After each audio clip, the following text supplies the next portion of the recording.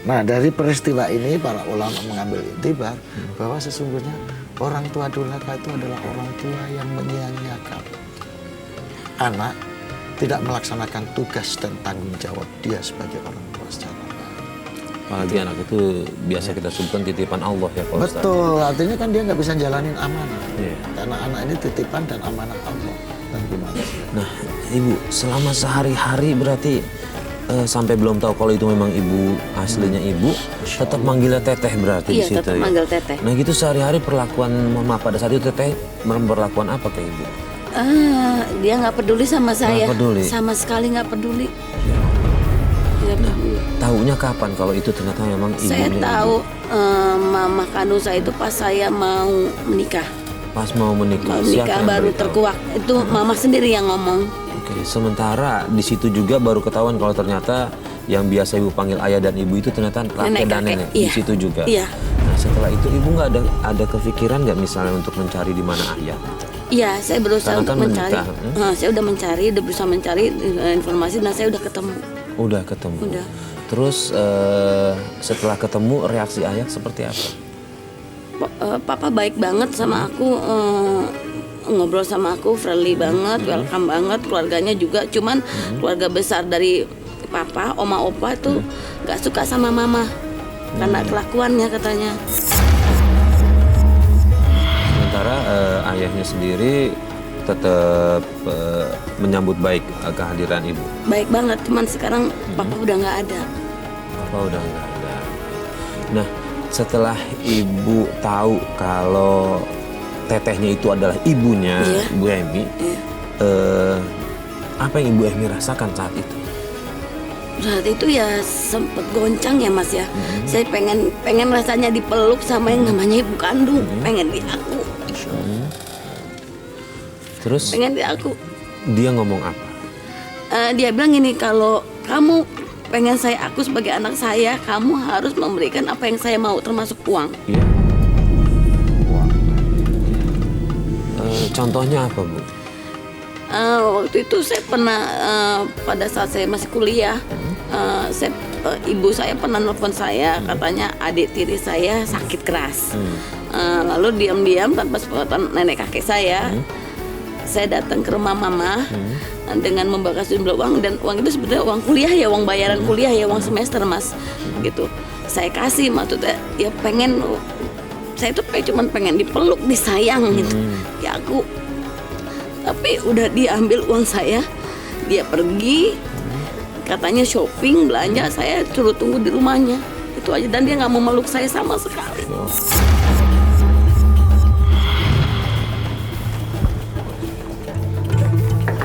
Assalamualaikum. Assalamualaikum, Bu. Waalaikumsalam. Emi? Bu, aku kangen, Bu.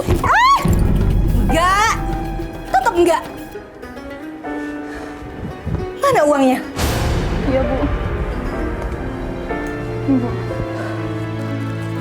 Nah gitu dong. Aku boleh kan peluk Ibu? Enggak. Tetap enggak. Tapi, Bu. Enggak. Udah pergi sana.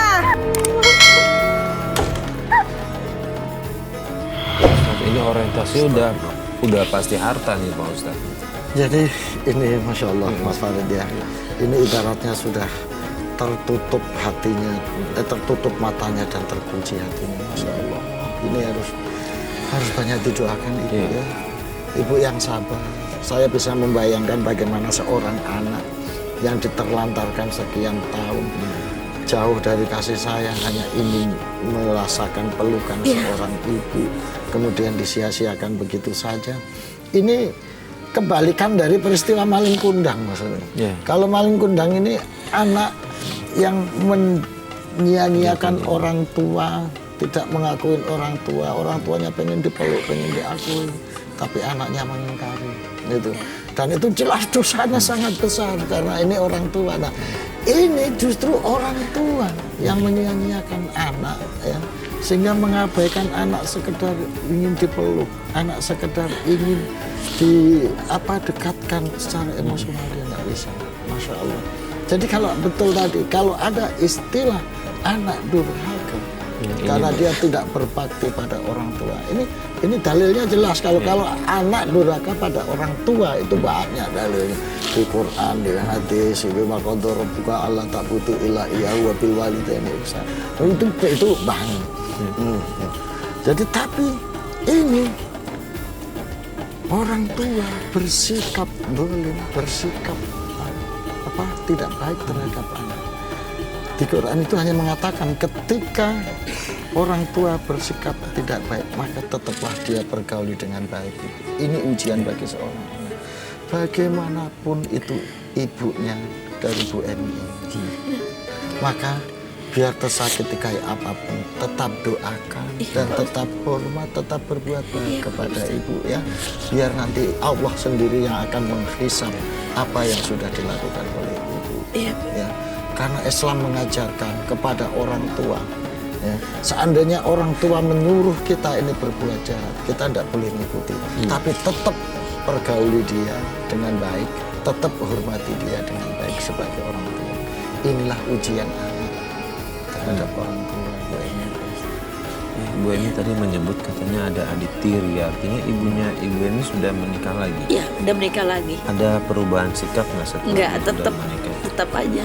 Tetap aja Tetap materialistis? nggak peduli. Pokoknya nggak peduli sama sekali sama saya, keadaan saya nggak peduli. Itu aja, saya cuma pengen dianggap anak aja Mas, pengen dipeluk itu aja Mas. Padahal sesimpel itu Pak Ustadz, ya cuma pengen diakui sebagai anak, nggak ada nuntut lain-lain. Bahkan pada saat itu Mas, pada saat saya waktu mau ngasih uang kuliah saya buat mama saya yang bilang adik tiri saya sakit, itu saya disuruh tunggu kan di rumahnya, gitu kan mama saya pergi gitu kan, katanya mau belanja atau gimana gak ngerti. Di situ ada ayah tiri saya gitu, saya disuruh tunggu gitu. Ya ada. Saya sempat mau diperkosa.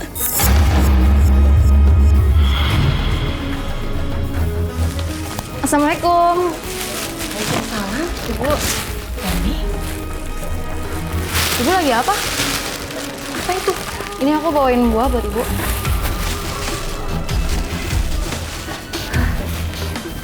Udah, kamu tunggu di sini aja sebentar. Ibu lagi banyak urusan. Oke, Bu.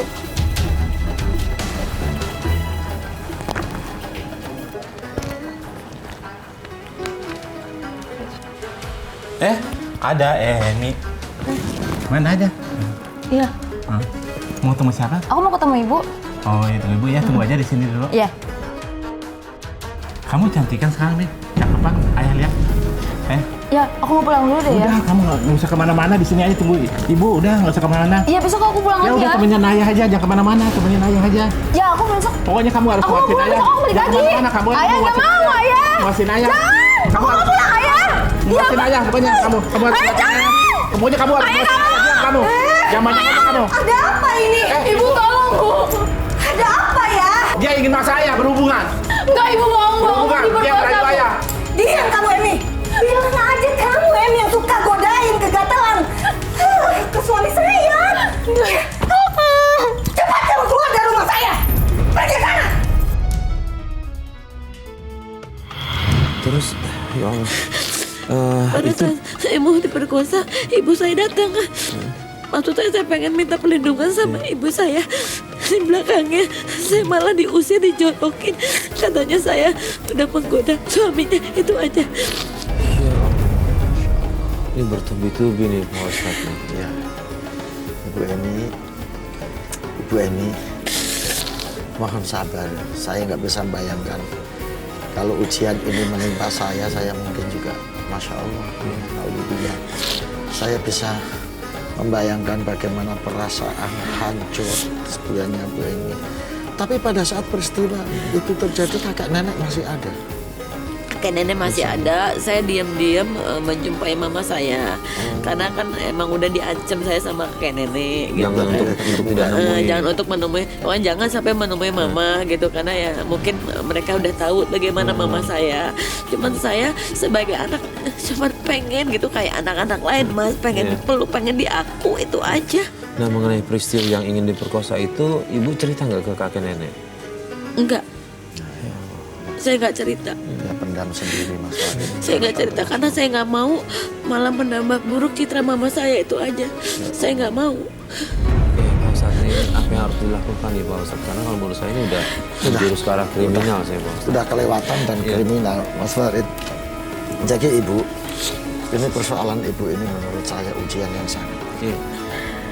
Bukan pada ujian miskinnya hidup, bukan ujian kurangnya makanan, bukan ujian kurangnya harta.